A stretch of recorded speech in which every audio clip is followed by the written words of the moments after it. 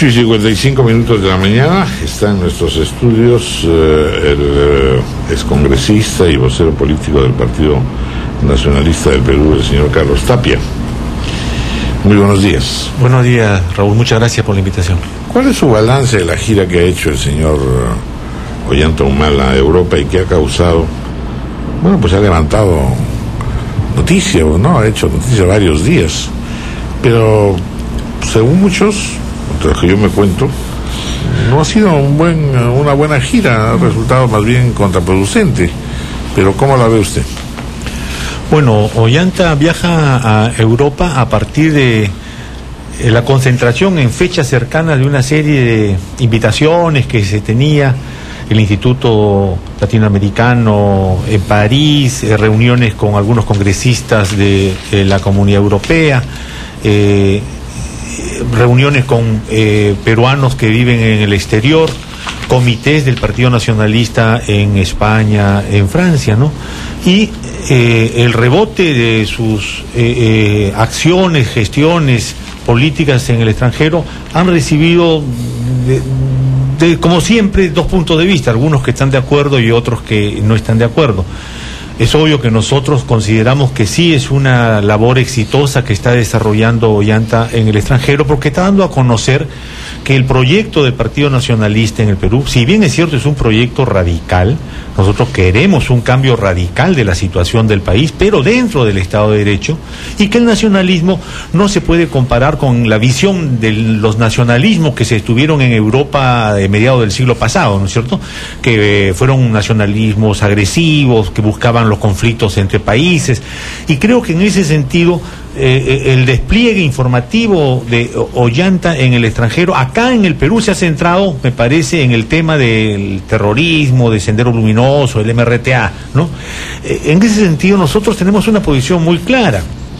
El Partido Nacionalista es un proyecto democrático, busca llegar al poder ganando las elecciones y hacer profundas transformaciones.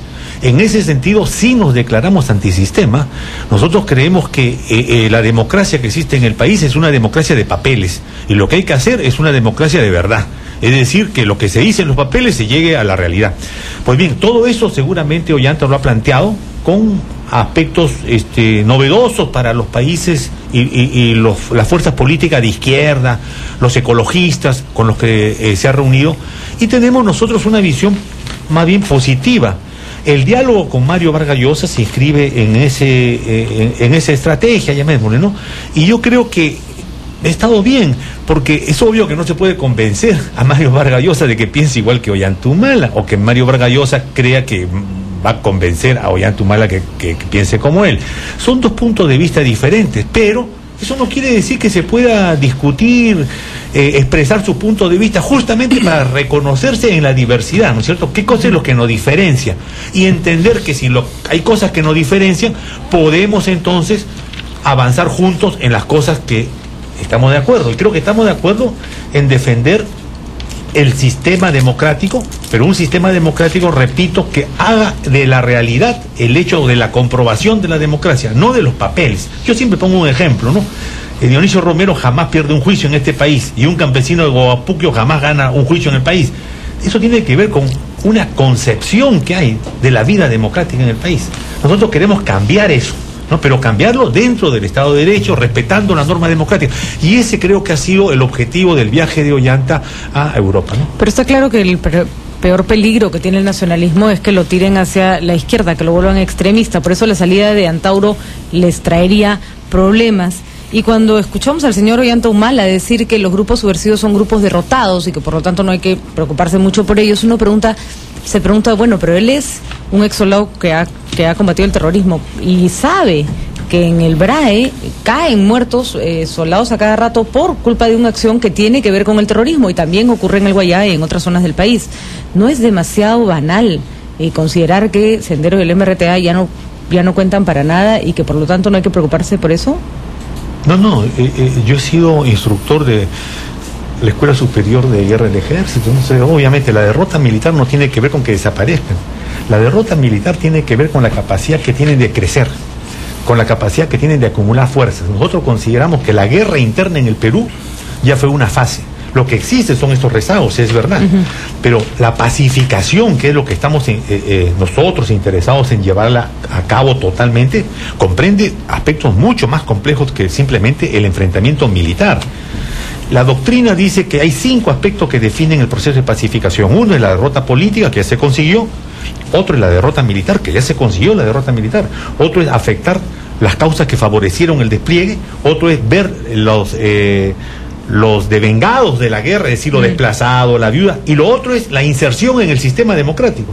O sea, creo que estamos en una combinación de estos 5 elementos, pero ya el aspecto militar no es el aspecto principal. Y si el aspecto militar no es el aspecto principal, la guerra interna ya no funciona. Pero, ¿qué pasa cuando un representante de estos grupos, que ya purgó condena en la cárcel, ya salió, se sienta en el Congreso de la República a defender a uno de sus líderes más sanguinarios, como fue Serpa Cartolini? Uno siente que esa parte de la inserción por la que estaría apostando el Partido Nacionalista, no hay terreno para eso, no todavía.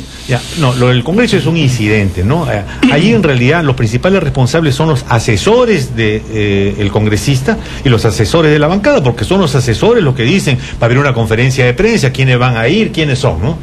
En segundo lugar, me parece que es una tontería de estos grupos llamados Patria Libre, que dicho sea de paso fue lo que fundó Yehudi Simon en 1991 con Walter Palacios, que quieren recoger firmas para inscribirse como fuerza política legal, haciendo propaganda por Serpa Cartolini, a ver quién le va a firmar pues su planillones, ¿no es cierto? Es una tontería, pero son los riesgos de la democracia que ellos tienen que aceptar.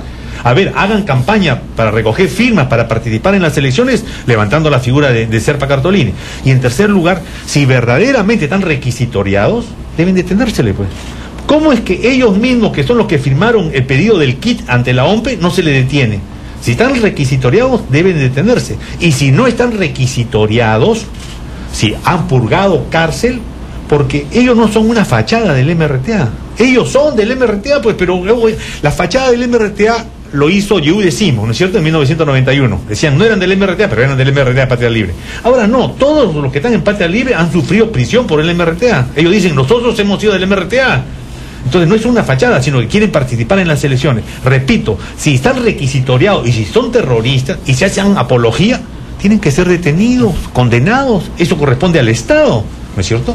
No corresponde a una fuerza política. Lo que sí nos corresponde a nosotros es dirimir, zanjar y decir, los que están por el curso violentista de la acción política es algo contrario al proyecto nacionalista. No solamente es diferente, sino contrario, es decir, que nosotros lo vamos a combatir. Y los combatimos.